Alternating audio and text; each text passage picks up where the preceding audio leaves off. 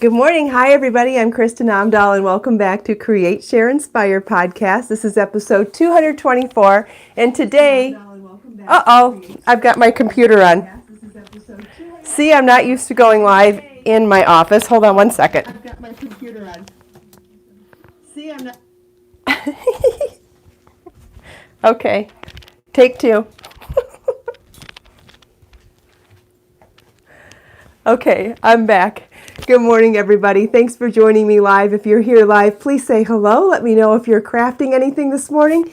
And if you have any questions for me, I will do my best to try to answer them live this morning. Or if I don't get to them, please leave your question in the comments in the recorded version, and I will answer your question on another podcast.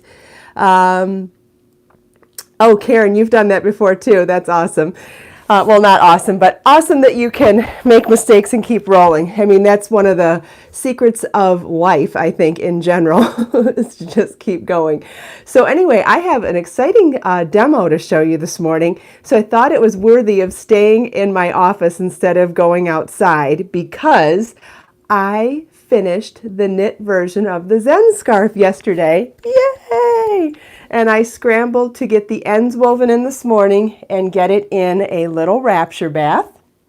So what I did was take a teaspoon or a cap size portion of Wrapture All Natural Delicate Wash, and I put it in some lukewarm water, added my shawl after I wove in my ends, and I let it sit in the bath for 20 minutes. One of the awesome parts of Wrapture All Natural Delicate Wash is that it's a no rinse. Not only is it all natural, but it's a no rinse formula. So it couldn't be easier to wash your finished knit and crochet pieces this way. So what I'm going to do now is take it out of the water bath and add it and press out as much water as possible into a dry towel. And then I'm going to show you how to block this piece. But what's different about the way I block this piece from other pieces I've shown you, and I've shown lots of blocking in the past, is that this has all straight edges. And when you're blocking something with all straight edges, it can be a lot of work to do it manually with your T-pins. So today I'm going to show you how to do it with blocking wires. If you've never used blocking wires before, you're in for a treat, because when you have straight edges to block, there is absolutely no easier way to do it than with blocking wires. If you have a set already at home, wonderful. If you don't, I do have a set like mine in my Amazon shop, so you can pop over to amazon.com/shop/Kristin Omdahl to find my blocking wires in the folder that's all about knitting and crochet tools. You know, I have a bunch of folders there. Some of the clothes that I buy at Amazon and wear, like the cardigan and dress I'm wearing today. I show where I have makeup and hair care products in there in another folder, and household tips and tricks and products that I buy for my house in there. And then I have my knitting and crochet supplies, tools, yarns, and all that good stuff also in another folder. And that's where you'll find the blocking boards this morning. So you notice I did not wring the water out. And the reason you don't wring water out of knitting is that you have the, you run the risk of damaging your stitch work. What you want to do is press the water out. And it doesn't matter how hard, whoops, my chair is going to go. It does not matter how hard you press. So like once I roll it up here, I could literally put all my body weight on there.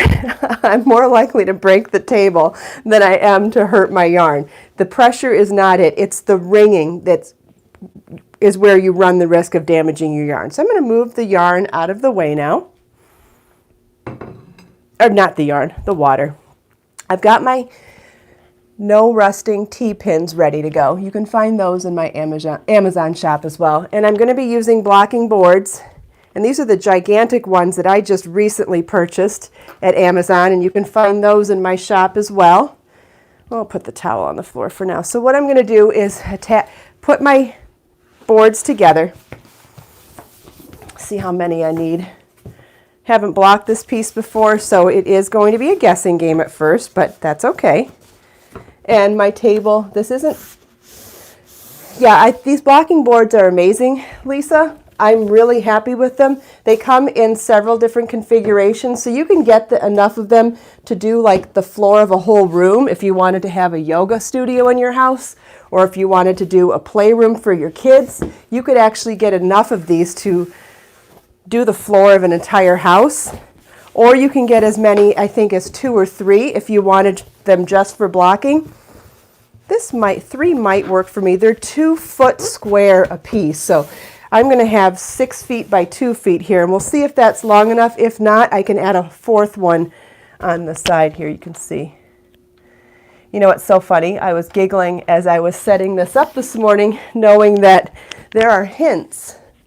And I'm not sure how accurate they would be or not, but there are hints in this room.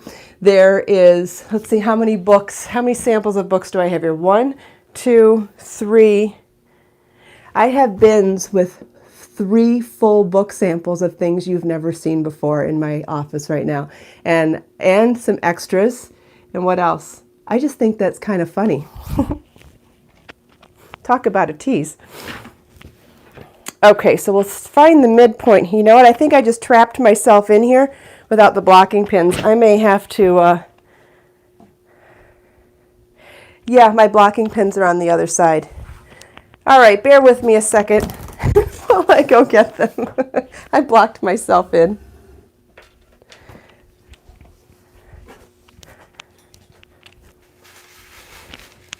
All right, because I'm going to be doing so much busy work today, I probably won't be answering questions in real time, so I'll pause every few minutes and give everybody a minute to ask questions. Try that way. And like all the time, if your question doesn't get answered, please, please, please feel welcome to ask your questions in the recorded version, because I have the ability to go back. Well, I get notifications all day about them, and I had the ability to go back and reply to them or save them for another live or whatever. So if your question doesn't get answered live, please feel welcome to leave your questions in the recorded, and I'll do my best to help you as much as possible. So these are blocking wires. And we're going to start with 4. These are there's a couple different kinds that come in the package. There's some curved ones for doing curved edges. And if you know my style at all, you know I prefer to do most things manually. So curved edges, I do prefer to still block by hand with my pins. But these stiffer wires are 36 inches long, and they are amazing for getting a straight edge. So what I'm going to do is weave these in and out of the long straight edges of my shawl before pinning it out to the board. And as long as my shawl is 72 inches wide or shorter, 2 of these pins will work. And what I like to do is, instead of going to a third, okay, because remember we said this was going to be around 70 to 75 inches wide. If it goes over 72 inches, I'm not going to grab a third 36-inch wire. I'm going to manually do whatever couple of inches is between the 2. But so what I want to do is start with the midpoint. Well, first of all, I guess we could admire this for a second. Even unblocked, it's already pretty gorgeous, right? So this is Be So Fine yarn in colorways. From the top, we've got Crushed Berries, Tropical Hot Coral, Calypso Lime, Aloha Blue, and Passionate Plum. All right, so I'm going to find the midpoint here, because that's going to be a good place to start to weave in my blocking wires. So I'm going to start at the top here, and I want to go down a couple of, maybe the second row from the top. I don't want to grab one strand as my point. I want to be grabbing at least 2 strands of yarn, because I think it's too much. Once you put the pressure on of blocking, I think 1 strand of yarn is pushing it. I think you should be grabbing at least 2 strands of yarn to do any amount of blocking, and that applies to any blocking project. You know, is the yarn strong? Sure. Do we feel like testing it to see how strong it is? Of course not. I always think that that's just pushing the envelope too far. We've come too far. We've done so much beautiful work. No reason to test out the strength of the yarn now. Do that at a demo somewhere else. You know, once we've gotten this far in a project, what do we have? 50 hours of labor in here? No reason to test the yarn strength now. Hopefully you can see this well. I will look up at the camera now to make sure if someone needs me to do this at a different angle, but hopefully you can see this. And I'm just going in and out every inch, in for an inch, out for an inch, and just working my way along the edge, one of the edges of the shawl, and trying to not get caught on anything.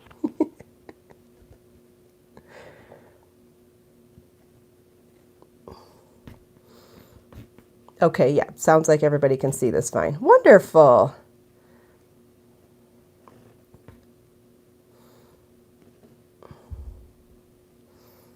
I wanted to do the weaving in of the ends on camera this morning too, but I realized that, even at a 30-minute live stream podcast, we probably would have run out of time. So I did the weaving in of the loose ends and the Wrapture bath off camera.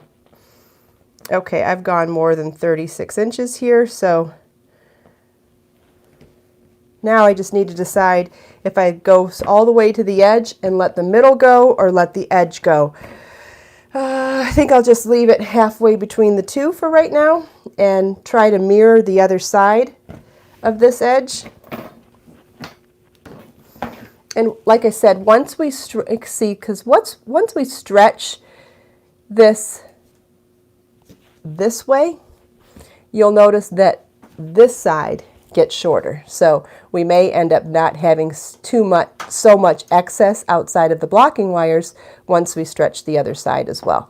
So what I'm going to do is once I get the blocking wires done on the whole edge of the top, I will actually pin this in a straight line across the top of the blocking board so that once I do the wiring of the bottom edge, I will then be able to pin it in place. And you could probably do that in a different sequence. It probably doesn't matter. It's just the way I like to do it.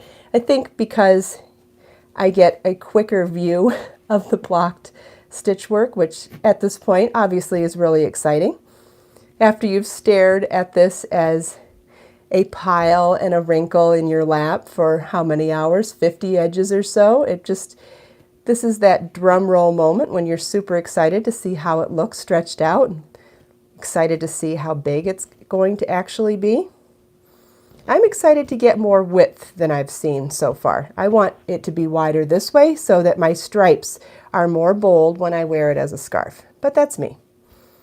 If it ends up being longer this way than I anticipated, I actually have an idea for adding a closure to it so that we can wear it in a bunch of different wrap ways. So however it ends up being, I have styling ideas already, and if I'm lucky, I guess both will work out, right? All right, while I'm blocking here, I'm going to be looking at the screen now to make sure that I'm not missing any comments, and hello to everybody joining me. So glad you guys could all join me live this morning. And if you're just chatting amongst yourselves, that's fine too. Okay, so I'm going to pull this out, and we absolutely do not have enough blocking wire or blocking boards going, and that's fine. I can adjust for that now. We're definitely going to need the fourth one. So I'm going to go off camera for a second. I have other work things set up in my office, so I didn't actually set the room up specifically for this because this isn't the room I would normally do this in. I might even do this on the floor when I'm actually doing a project like this. I would put the blocking mats on a floor, and then once everything was pinned out and where I needed it to be, I would lean the whole set of mats up against a wall to get it out of the way. But in order for me to do that, you'd see me crawling around on my hands and knees on the floor, and not the best angle for actually understanding what I'm doing either. So I thought this was a better demo.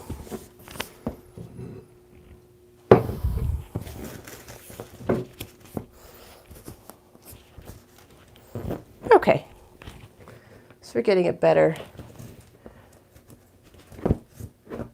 view of this. So now what's going to happen is once I add the wires to this side and it starts stretching this way, we'll start losing width this way. It's always a give and take between how much direction you have this way and how much you have this way. Anytime you pull one way, you lose in the other way. So it's just the nature of fabric. Okay, and now, Mike.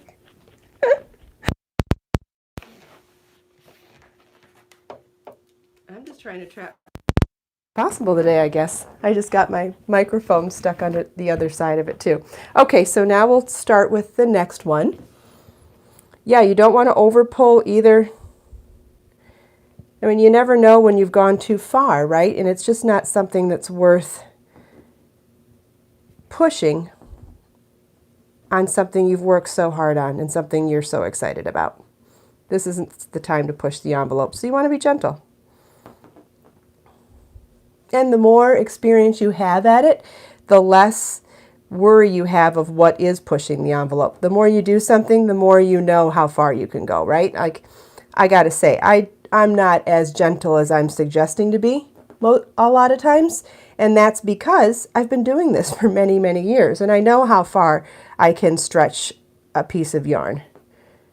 But until you know that, I would suggest being safe rather than sorry. Okay, I can look at the camera now while I'm doing this. Okay, why am I stuck again?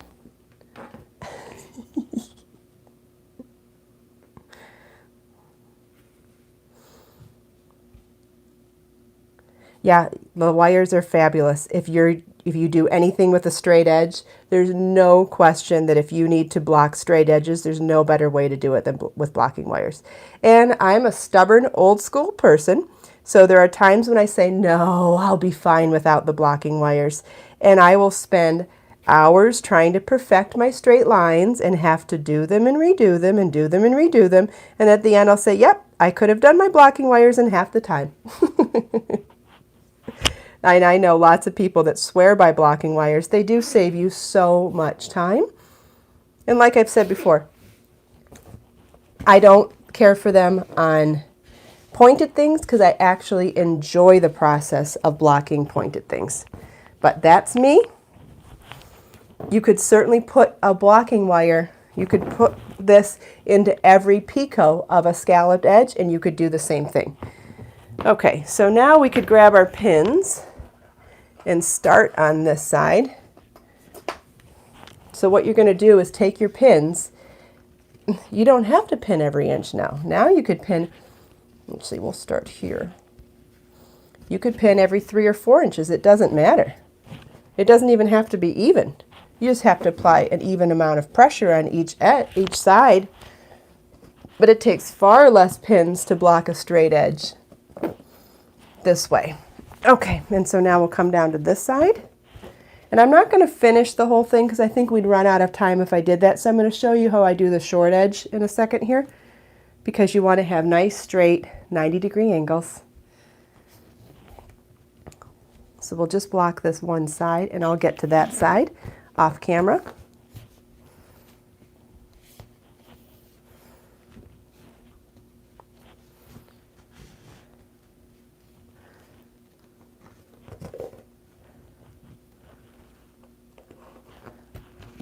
Oh, I have an update on the makeup too, for those of you that were interested in my little makeup review coming. I checked the volume of both my original MAC powder foundation and the new Milani one that I'm using, because I was thinking, okay, it's a third of the price.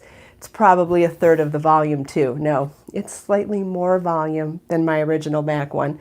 So now, before I give my full review to all of you, the next thing that I'm going to test is the longevity of it. I want to see which one actually lasts longer throughout the day. So, because I think that that's a pretty valid part of a review too.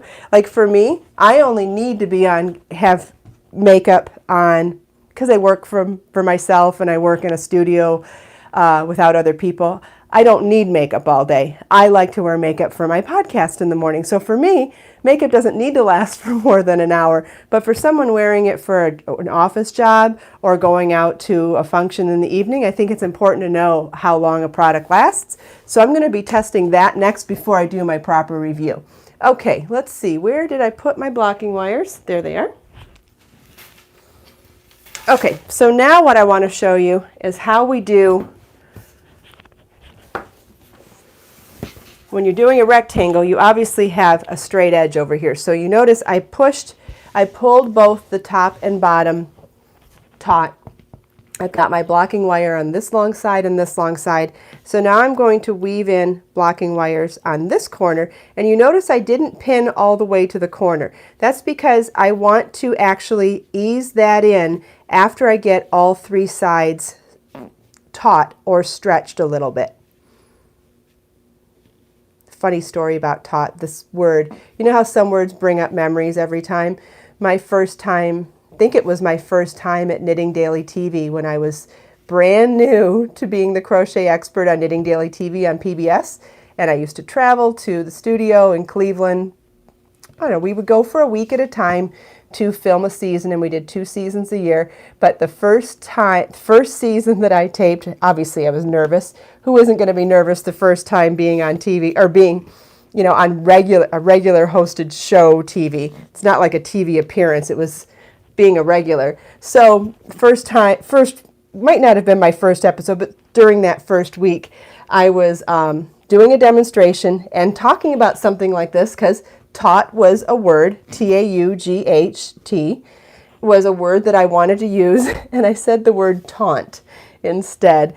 And the producer was yelling in my ear in the microphone going, "You said it wrong, you said it wrong." And I was supposed to adjust and redo on the fly without having to do a retake.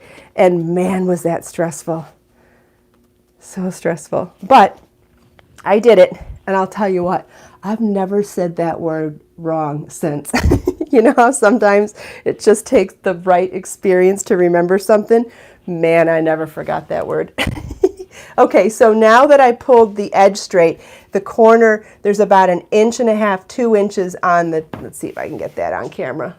I'm trying. Okay, so now there's about 1.5 inches, 2 inches that's soft at the corner. This is super easy to do manually with pins. If you wanted to, you could slide your wires up and down to get them on the wire, but it's so easy to just adjust because your pins are crossing over each other, so you actually have a guide for making sure that it stays at that 90-degree angle. There we go. So our corners are done. We'll go to the other side next, but I want to instead of doing that, I thought I'd pay attention to the screen now and see if there are any questions. Does anybody have any questions for me? Well, a little further away from the camera than I would be sitting at the beach, so bear with me while I try, but I think I can read them okay. Somebody said they like the tip. I'm glad. Thank you, Karen. I'm glad you like it. So now I can see that this doesn't look as straight as it should be, and I can readjust as I go. And this is another tip that I love. Once I have all 4 sides done, what I'm going to do is get up on the ladder, get up on a ladder or get up on a chair. Chairs aren't safe. We should get on a ladder. I'm going to get on a ladder and get up as high as I can and get my camera up like this and do an aerial shot as high as I can. Because it's not until you get an aerial view, and if you put this on the floor, it makes it even easier to get that aerial view. Once you get an aerial view on your camera, you're at the right angle to see if all your lines are straight. And that's good for a curved piece or a lace piece as well as straight edges. It's really good to make sure that your project is symmetrical, and the best way to do that is get as much height off of the project and get as straight over it as possible to get that aerial view. Can you zoom in and show how the wires are in the yarn? Yeah, sure.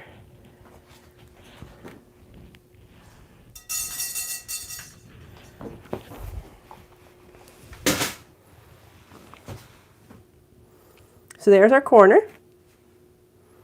And you can see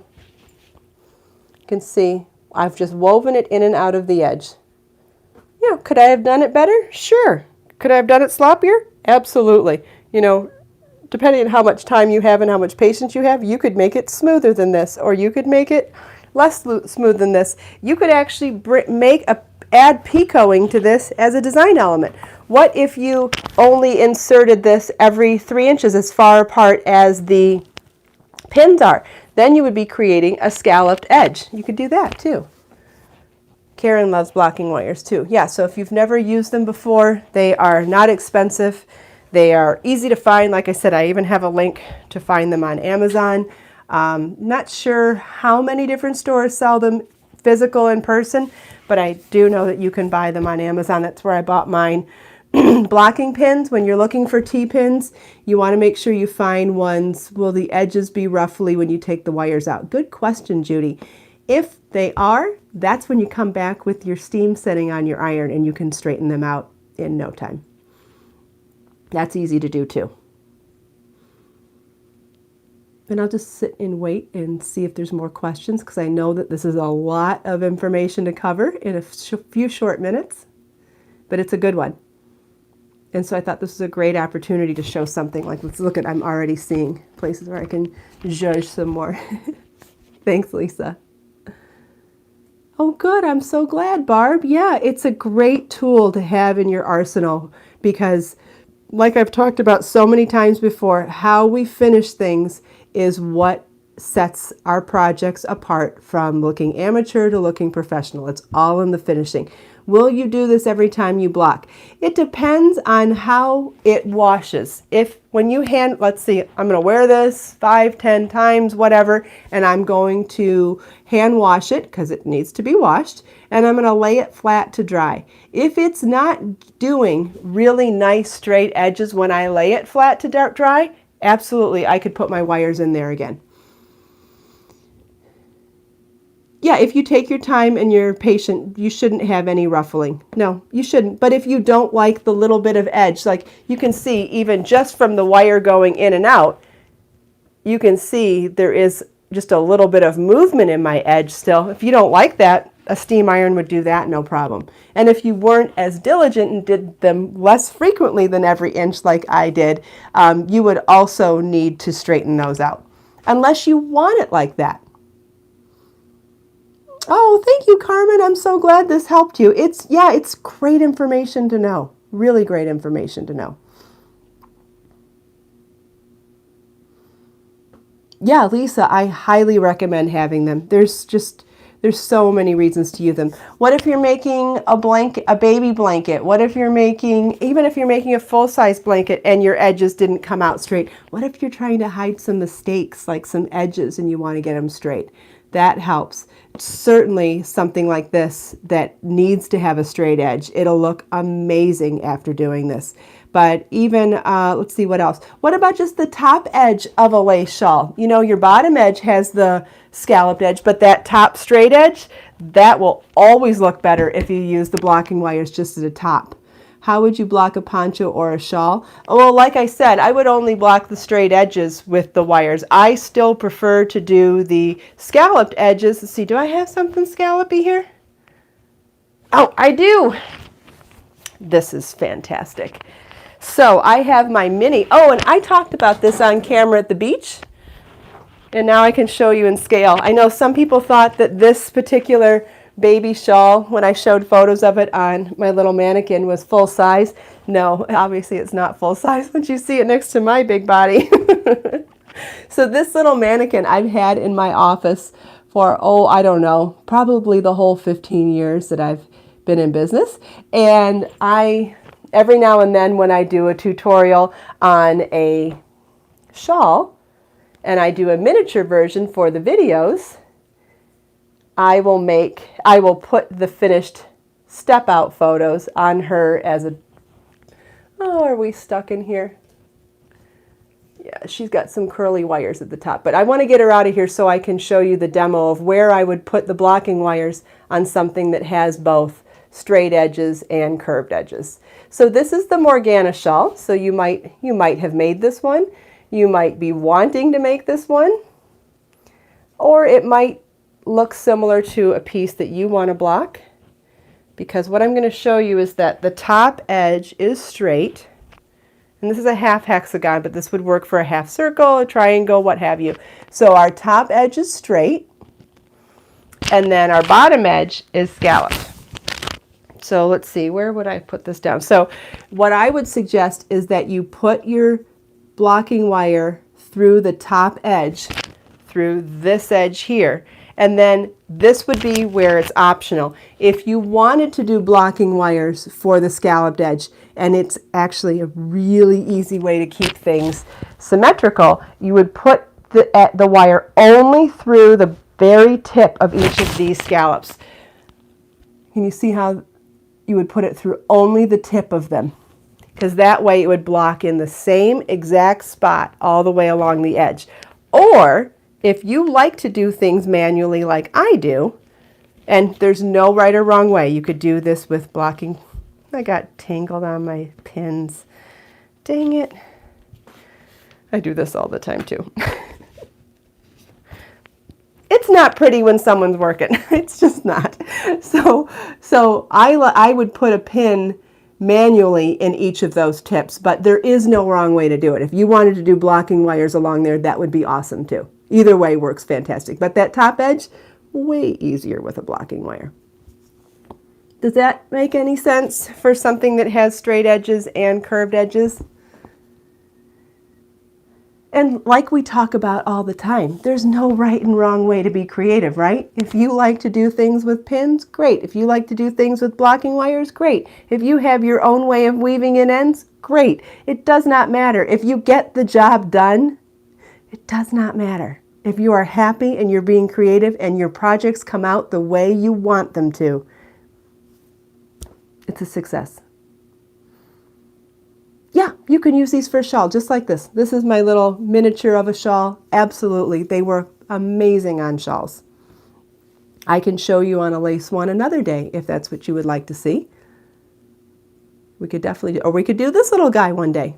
Actually, doing a smaller one would probably be easier for the camera. So we could do this one another day. Next time I'm home, instead of at the beach, we can block this one. Sound good?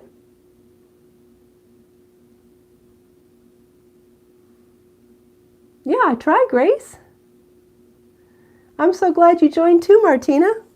Okay, DJ, we'll put this on the list. And since she sits here every day watching me work on this cute little mannequin, she'll be here ready to go whenever we're ready. Let's see, how did I tie this? Oh, that's right.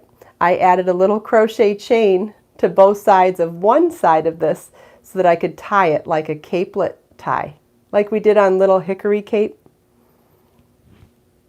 And that way it stays tied. How cute is that? I just think that is so stinking cute. Do you remember the book? Do I have a copy of it in here? Do you remember the book Crochet So Fine, where I have that beautiful crochet lace sweater and it shows the back of the sweater on the cover of the magazine? She wore her size version of that for years. Maya, she just found my channel. Yay, welcome. Yeah, everyone has their own unique style, and that's what's important. It's important that people accept each other for their own ways, and especially when we're talking about being creative, there's no right and wrong way. And I can't say it enough, and I just want you guys to know that it's okay if you don't do things the same way I do, and it's okay if you don't do things the same way as the people in your knitting and crochet groups, or other people you watch on TV, or other people you see in person. It does not matter. If you're getting things finished the way you want them finished, and you're happy with the process, then you are a success too. All right, we are over time. Out of time. Thanks so much for taking time out of your busy day to spend a few minutes here with me. Again, if you have any questions or I didn't get to your questions, please feel welcome to come back to the recorded version and leave your comments there or questions. I reply to all the comments, and if it's a question I can use on another live podcast, we will definitely use your comment there. Let us make time to create, share, and inspire today and every day. I'll see you all tomorrow. Bye.